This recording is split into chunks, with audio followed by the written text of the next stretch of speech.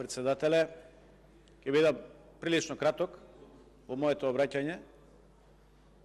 Најнапред сакам да искажам едно незадоволство и еден револт кој што го прави ова парламентарно мнозинство со предлогот, односно со јавниот оглас кој што треба да се објави за директор на Оперативно-техничката агенција. Зошто?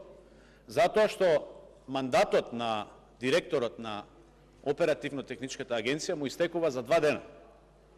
Значи, ние после 2 дена, до 6 септември, имаме директор, после 6 септември ние немаме директор. Огласот се објавува денеска, односно денеска ќе го гласаме, утре ќе се објави во медиумите и ќе има рок од 10 дена лица да се пријавуваат за директор. Па после тоа ќе следат преговори и така натаму.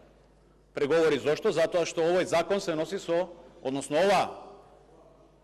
ова функција која што треба да биде назначена од ова собрание се носи со 2/3.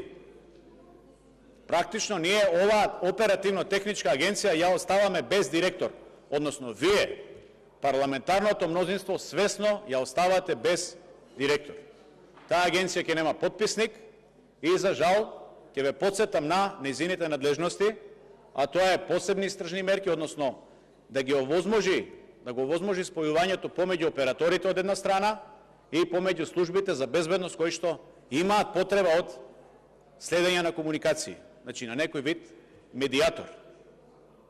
Дали ќе се запрат постапките кои што се во моментов во тек и дали нема да може да се отвараат нови постапки, значи за следење на комуникации за потребите на службите во делот на кривичните постапки и во делот на националната безбедност и одбраната.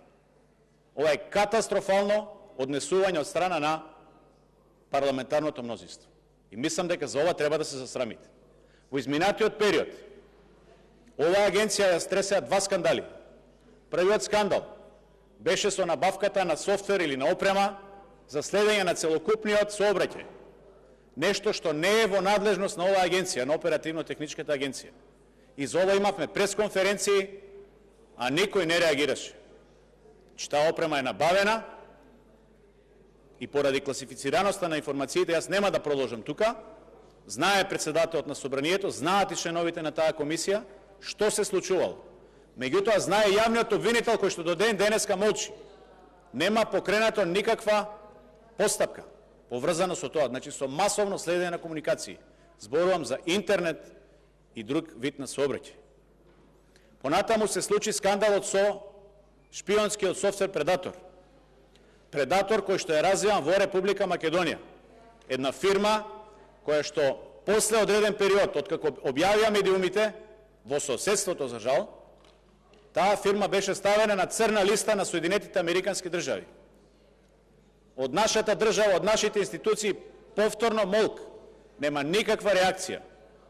А знаете ли што значи ваш стратешки партнер да стави компанија на црна листа заради производство и употреба на шпионски софтвер? И нашава држава, членката на НАТО, државата која што сака да почне преговори со Европската Унија, не реагира. Не реагира обвинителство, не реагира МВР.